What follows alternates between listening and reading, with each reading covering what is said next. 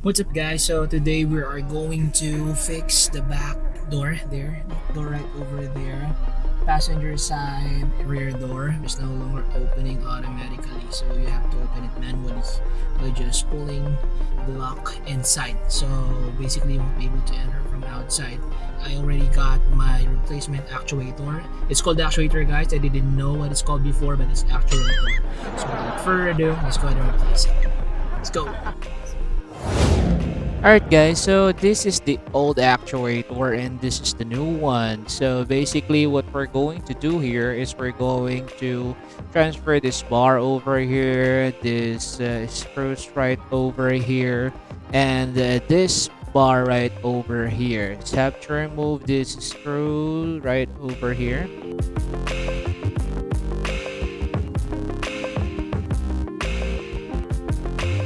Okay, so once that is removed, you can remove the other one as well. Okay, so you have to loosen this screw right over here so that you can remove this bar. Okay, so there you go. You can go ahead and transfer it to the other actuator, the new one. Okay, so you just have to insert this one onto the hole, and we're gonna screw this head again, and this is how it's supposed to be positioned. Okay, make sure to remember how you remove the old actuator and position it the same way so that you won't have any issues. Let's screw it.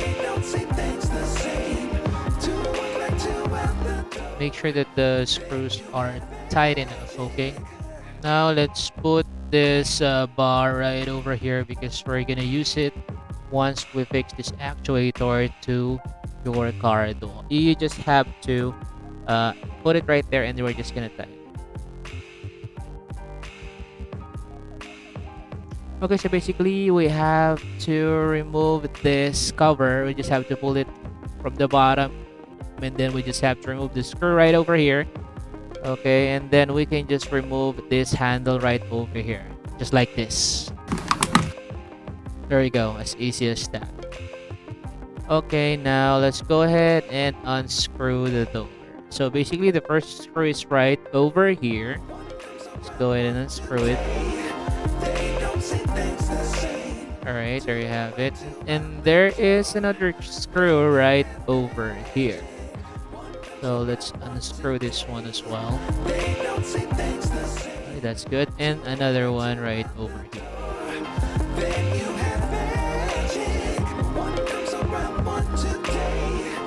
Alright, and make sure that you get the screws, okay, so that you will not lose it.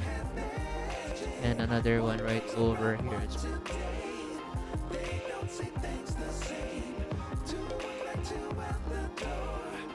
Okay, we can go now and push this handle right over here.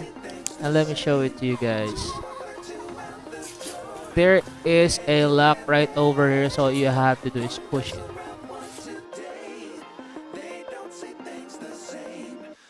Use a screwdriver or anything that you can use to push the lock. Alright, and then once you push it, you just have to flip the bar. Oops. Okay, now we can just go on ahead and pull this cover from the bottom, right, just like this. There you go, and then push it on top so that you can remove it. There you go, just like this. Oops, we forgot to remove the switch, guys. Don't ever forget to remove that switch. Okay. Alright, so these are the wires that is connected to your actuator. So let's make sure that it's clean. Let me show it to you. So it's color red and color yellow. That we just have to connect it the same way so that it will unlock when you want to unlock the door, and it will lock when you want to lock.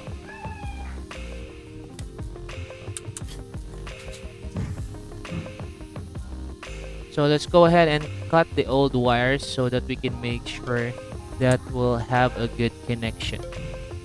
You can just use a cutter like this. Alright, so you can also use this cutter to expose the wires for your connection. Just have to twist it and make sure not to cut the wire inside.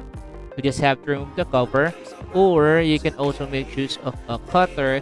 Just make sure not to damage the wire, and just make sure that you cut it on the top cover only. Alright, and then you can use a cutter to pull the cover out, just like this. Alright, there you go. And after that, make sure that you twist the wire, because this is a stranded wire. So you have to twist it so that all wires are into place and you'll have a good connection. So basically, you just have to do the same thing on the other wire. Alright, so now it's time for us to connect the actuator to this wire.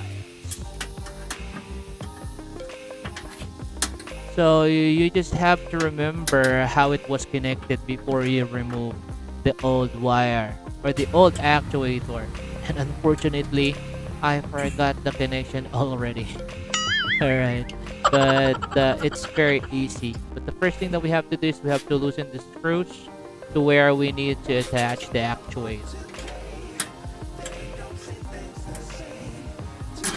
Oops. Alright, so let's go ahead now and connect the wires from the actuator to the wires on the position. Oops, it's not connected. There you go. So to test if we have the right connection, once you press unlock on your remote, the actuator should extend. Once you press unlock, it should retract. Extend and retract. And once you're sure that you already have the right connection, you can go ahead and use an electric tape to secure your connection.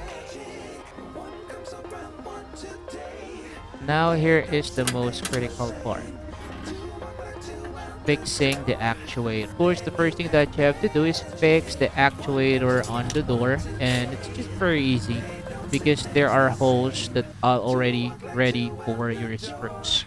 Or if you want, just to be sure, just remember how you remove the old actuator and put this actuator the same way as your old actuator was. Just make sure that you tighten the screws, okay? Because it will be moving from time to time, so make sure that this screws are not gonna lose. Another critical part here is make sure that the switch is in its proper position. To make sure that it's on the correct position, make sure that the lock for your door is all pulled up, alright? And when you connect the actuator, make sure that it's fully extended. Because when it's fully extended, it only means that your door is unlocked. And if it's retracted, then it only means that your door is locked. Let's make sure that we secure the actuator into place, because it will be moving from time to time, aside from the fact that your car will be moving as well from time to time. Alright, so one final step is secure the bar into place for the lock. Make sure that it's fully extended up. There you go. So that you can be sure that it's unlocked. And then your actuator should be fully extended as well before you fix it on the second bar below. Or if you want, you can also lock the door and then retract the actuator. Once you're sure about the position, you can go ahead and tighten the screws. Make sure that it's fully tight so that you won't have any issues moving forward. There you go. Alright. Okay, now it's time for us to test it. Lock, unlock.